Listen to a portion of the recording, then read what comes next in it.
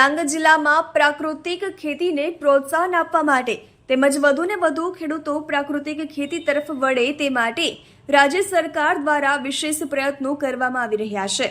મળતી માહિતી મુજબ ડાંગ જિલ્લાના ખેતીવાડી અધિકારી કે પ્રાકૃતિક ખેતીને પ્રોત્સાહન આપતા અધિકારી જેવા કોઈ સંજોગમાં ખેડૂતોના ઘરે મુલાકાત કરી ખરી કે પછી વાવણી કરતી વખતે કે રોપણી કરતા હોય ત્યારે કેટલાક ખેડૂતોની મુલાકાત લીધી છે।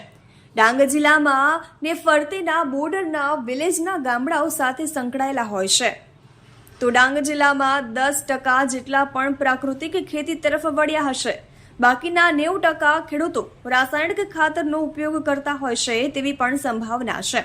તે પણ ખેતીવાડી નિયામકને જાણ પણ કરવામાં આવે છતાં આંખ આડા કાન કરી બેઠેલા અધિકારી ધ્યાન નથી દેતા।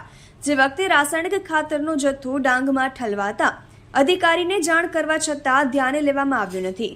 આજે ડાંગ જિલ્લામાં ગામડે ગામડે જઈને 8-10 ખેડૂતોને બેસાડીને માર્ગદર્શન આપતા હોય છે અને સરકારે ગરીબ પરિવારો ઊંચે લાવવા માટે ગ્રાન્ટ ફાળવવામાં આવેલ હોય તે ગ્રાન્ટને અધિકારી કે પદાધિકારી જેવા નાની મોટી તાલીમો આપીને ખેડૂતોને નામે ફાળવાયેલી ગ્રાન્ટને રફે દફે કરી નાખશે તેમાં બેમત નથી। Reporter Ramesh Mahalla, Tehelka news, Dang.